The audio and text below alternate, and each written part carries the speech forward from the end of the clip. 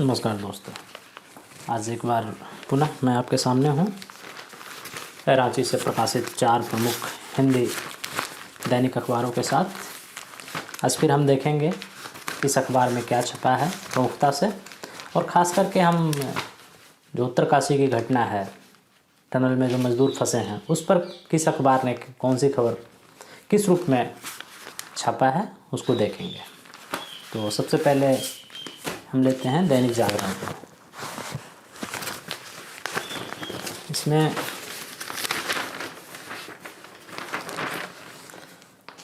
हालांकि प्रमुख जो खबर बनाया है दैनिक जागरण ने आज, वो है सरकार बनते ही राजस्थान में पेट्रोल डीजल के दामों की होगी समीक्षा। राजस्थान विधानसभा चुनाव में प्रधानमंत्री ने पेट्रोल और डीजल के दाम घटाने के संकेत दिए। मोदी ने राजस्थान के बारां में कहा, किसी भी कोने में न बचे कांग्रेस। राजस्थान में दंगाई जेल की जगह सीएम आवास में रेड कारपेट पर चल रहे हैं। राजस्थान के मंत्री उन्होंने कहा कि सीएम के करीबी मंत्री कहते हैं कि राजस्थान मर्दों का प्रदेश है। वो तो ऐसे प्रमाण दे रहे हैं जैसे बहनों बेटियों पर अत्याचार करना अत्याचारियों का अधिकार है। क्या कोई नारी का अपमान करे उसे कोई मर्द कहता है क्या? गहलोत के दरबारी लूट रहे हैं, सीएम की क्या मजबूरी है। हालांकि मोदी जी को यह कहते हुए शर्म नहीं आया। आज हमारे यहाँ जो महिला पहलवान जो आरोप लगा रहे हैं बीजेपी के नेताओं पर, आज तक उस पर प्रधानमंत्री ने क्या एक्शन लिया, या कभी उन महिला पहलवानों की बात सुनने का भी समय मोदी जी के पास नहीं है। और इस तरह की बात राजस्थान चुनाव में वो जा कर के कर रहे हैं।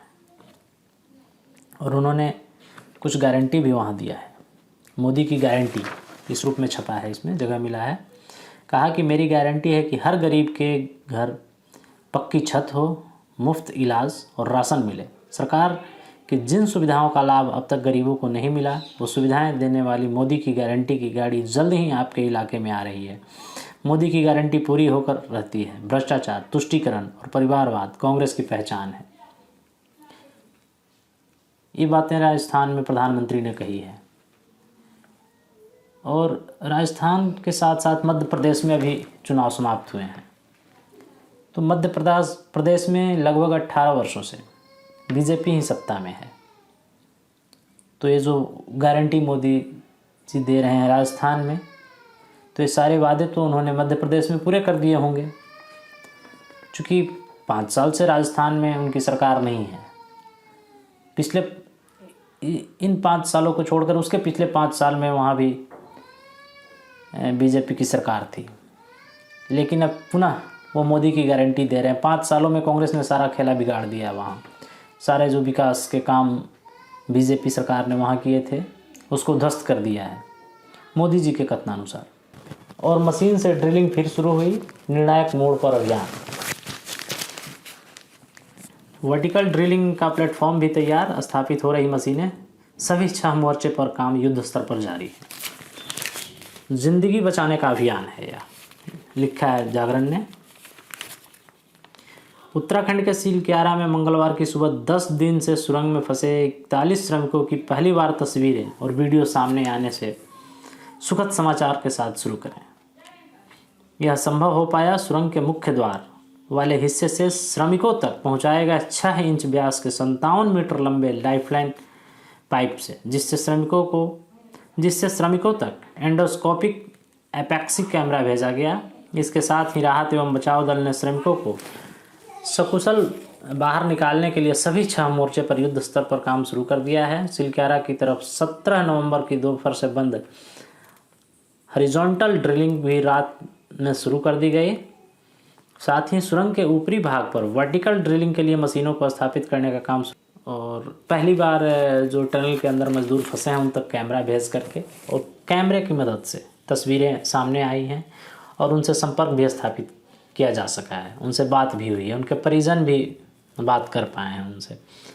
और पाइपलाइन के ज़रिए ही, पहले एक पतली पाइप के ज़रिए उन तक ड्राई फ्रूट्स वगैरह पहुंचाए जा रहे थे, लेकिन अब एक ज़्यादा गोलाई का पाइप डाला जा सका है।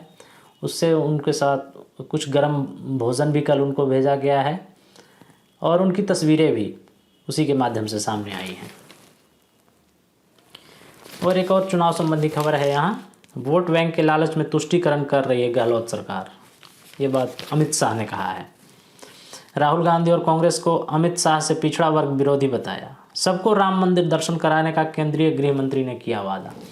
जैसा कि कल हमने बताया था कि तेलंगाना में अमित शाह ने वादा किया है कि आप तेलंगाना में हमारी सरकार बनवाएं और हम सभी को मुफ्त में राम मंदिर का दर्शन करवाएंगे। वही वादा राजस्थान में भी गृह मंत्री अमित शाह ने किया है। अब दूसरी अखबार मैं हिंदुस्तान ले रहा हूँ।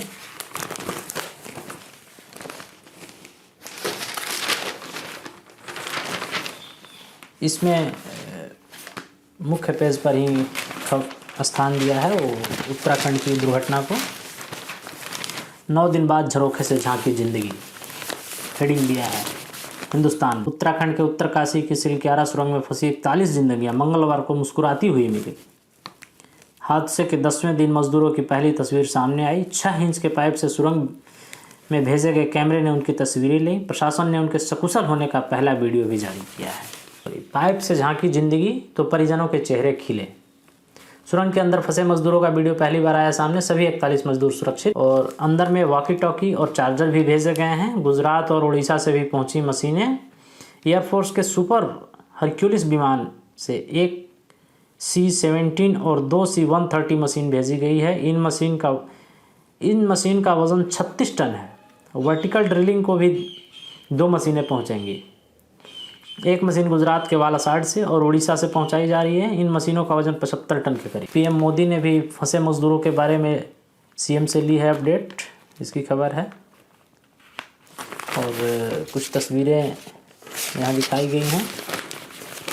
ये तस्वीर है उत्तराखंड के उत्तरकाशी के सिलक्यारा सुरंग में फंसे 41 लोगों को बचाने के लिए रेस्क्यू ऑपरेशन चल रहा है। पाइप टनल बनाने का काम भी दोबारा शुरू हो गया है। अब 800 mm के पाइप से निकाले जाएंगे श्रमिक। ऊपर से भी ड्रिल के लिए मशीनें पहुंची। उत्तराखंड के यमुनोत्री हाईवे पर 4 धाम सड़क परियोजना की सिलक्यारा सुरंग में फंसे श्रमिकों को 800 mm के पाइप के जरिए बाहर निकाला जाएगा। मंगलवार को 800 mm का 18 मीटर पाइप पुश करके 900 mm पाइप के भीतर पहुंचा दिया गया है। इस काम में 7 घंटे का समय लगा। केंद्र सरकार के अपर सचिव महमूद ने बताया कि सुरंग के मलबे में ऑगर मशीन के जरिए 16 नवंबर को पाइप टनल बनाने का काम शुरू हुआ। शुक्रवार सुबह तक 22 मीटर तक 900 mm का पाइप डाल दिया गया था। इसके बाद बाधा आने पर इसे रोकना पड़ा। 5 दिन तक विशेषज्ञों की टीमों के परीक्षण के बाद मंगलवार को 800 mm के पाइप डालने की प्रक्रिया शुरू हुई। बताया जाता है कि 900 mm का पाइप डालने से ज़्यादा कंपन पैदा हो रही थी। इससे के पाइप का आकार थोड़ा कम किया गया है। 800 mm का पाइप 22 मीटर तक डालने के बाद ऑगर मशीन से फिर ड्रिलिंग शुरू की जाएगी। यदि कोई बाधा नहीं आई तो बुधवार दोपहर तक पाइप बिछाने में काफ़ी हद तक सफलता मिल सकती है। यानी खबर के अनुसार पहले 900 mm मोटाई की पाइप ड्रिल करके उसमें डाला जाना था, जिससे मज़दूरों को निकालने की प्लानिंग थी। लेकिन 900 mm के पाइप के लिए ड्रिलिंग करने में वहाँ पहाड़ों में कंपन शुरू हो गया, जिससे और धंसने की संभावना बनने लगी, जिसके कारण वहाँ काम को रोक दिया गया। और फिर विशेषज्ञों ने 900 mm की मोटाई को घटाकर 800 mm का पाइप डालने का निर्णय लिया है। देखते हैं कितना कामयाब हो पाता है। और अब है दैनिक भास्कर मेरे हाथ में। इसमें जो मुख्य खबर है, सबसे मुख्य खबर है वन विभाग के खोदे गए ट्रेंच पार करने में लगा करंट, 2 बच्चे समेत 5 हाथियों की मौत पूर्वी सिंहभूम में। हर घर नल जल योजना की हालत खस्ता, 24 जिलों में सिर्फ 44.77% ही काम पूरा। पेयजल विभाग ने केंद्र से मांगा मार्च 2026 तक का एक्सटेंशन। केवल दैनिक भास्कर ही था जिसने छापा था कि टनल दुर्घटना जो है वो प्रकृति की वजह से नहीं, वो मानवीय भूल की वजह से। ऑपरेशन का 10वां दिन, मजदूरों के चेहरे देख बचाव टीमों की हिम्मत बढ़ी। कैमरे से जो तस्वीरें सामने आई अंदर की, तो लोग बाहर जो लोग लगे हैं बचाव कार्य में, उनका भी उत्साह बढ़ा है। आज से 5 टीमें एक साथ 5 जगह से ड्रिलिंग शुरू करेंगी। टनल से आई 41 मजदूरों की पहली तस्वीर, सभी स्वस्थ हैं। सिलक्यारा डंडाल गांव टनल में 41 जिंदगियां बचाने में जुटी रेस्क्यू टीमें अब ज़बरदस्त उत्साह में हैं। सभी 41 मजदूरों के चेहरे से इनकी हिम्मत बढ़ा दी है। 6 इंच पाइप के बगल से एक और पाइप मजदूरों तक भेजकर ऑक्सीजन सप्लाई बढ़ा दी गई है। रेस्क्यू ऑपरेशन को लीड कर रहे राष्ट्रीय राजमार्ग एवं बुनियादी ढांचा विकास निगम को उम्मीद है कि अब सब कुछ ठीक रहा तो अगले 48 घंटे में सभी मजदूर टनल से बाहर होंगे। एक और खबर यहाँ पे छपा है दैनिक भास्कर में, हालांकि हिंदुस्तान में नहीं था और जागरण में शायद। सुप्रीम कोर्ट की राज्यों को फटकार, सरकारों से कहा राजनीति छोड़ें, पराली का समाधान खोजें, किसानों को विलेन न बनाएं। बिहार और हरियाणा से भी सीखें सभी राज्य। सुप्रीम कोर्ट ने सरकारों को हरियाणा बिहार से पराली से निपटने के इंतजाम का अध्ययन करने को कहा। कोर्ट ने कहा बिहार के किसान पराली हाथ से काटते हैं, इससे खेतों में अवशेष नहीं बचते, इन्हें जलाना नहीं पड़ता। किसानों को वित्तीय प्रोत्साहन देने का तरीका हरियाणा से सीखे पंजाब सरकार। और सुप्रीम कोर्ट ने कहा कि केंद्र और राज्य की सरकारें राजनीति छोड़कर प्रदूषण रोकने के लिए पराली जलाने से रोकने के समाधान ढूंढें। एक दूसरे पर गलतियां थोपने से खामियाजा जनता को उठाना होगा। आप इसे कैसे करते हैं इससे हमें मतलब नहीं, यह आपकी समस्या है। कोर्ट ने पराली निपटाने की प्रक्रिया फ्री करने और इंसेंटिव देने का सुझाव दिया। बहुत ही सराहनीय निर्णय लिया है सुप्रीम कोर्ट ने। सुप्रीम कोर्ट ने कहा है कि पराली के निपटारा की जिम्मेवारी किसानों की नहीं है, ये राज्य सरकार की जिम्मेवारी बनती है। वो कैसे निपटारा करते हैं पराली की। यदि किसान से करवाते हैं तो उसके बदले उनको मुआवजा मिलना चाहिए।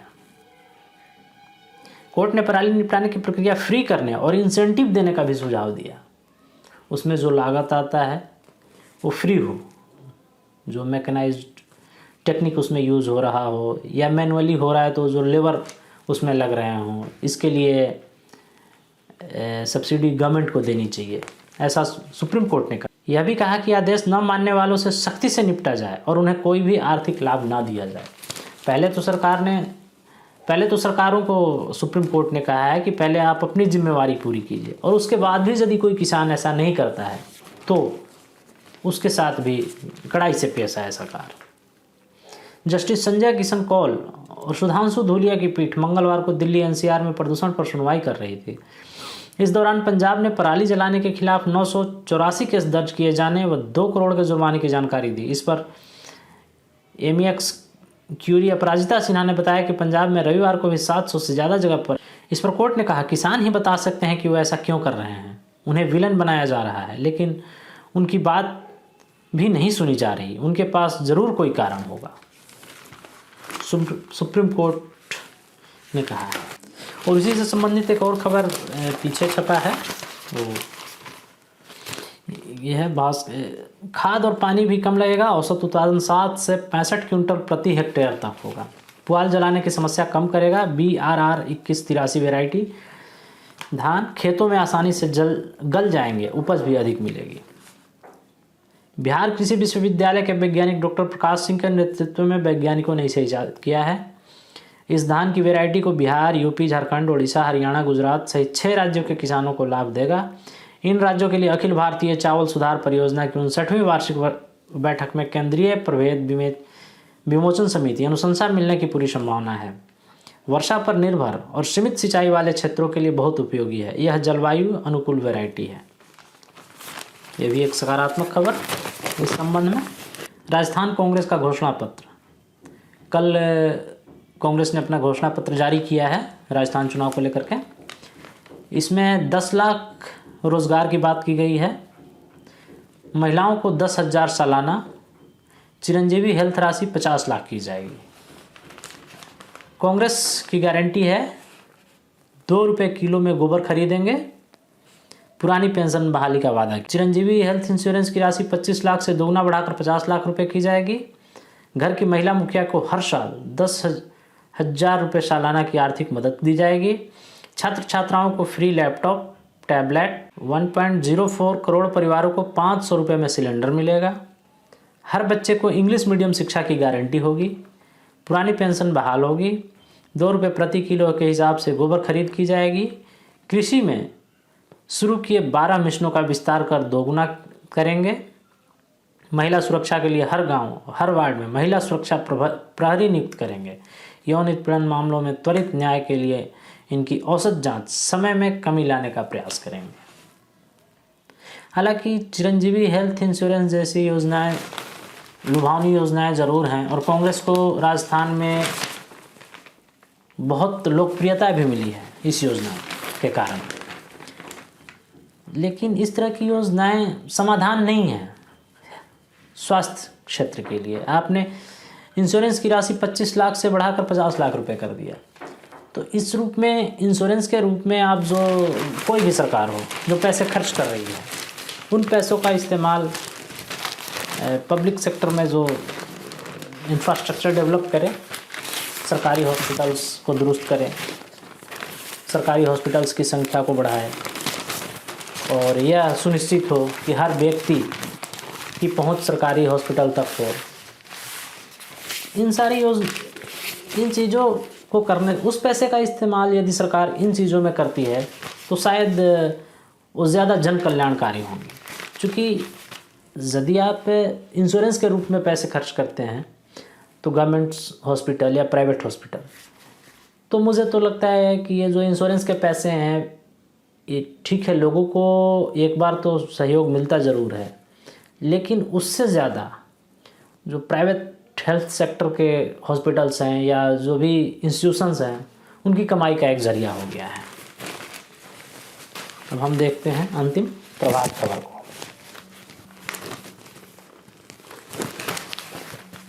इसमें भी सुरंग में फंसे सभी 41 श्रमिक सकुशल, पहला वीडियो जारी, पहली खबर है।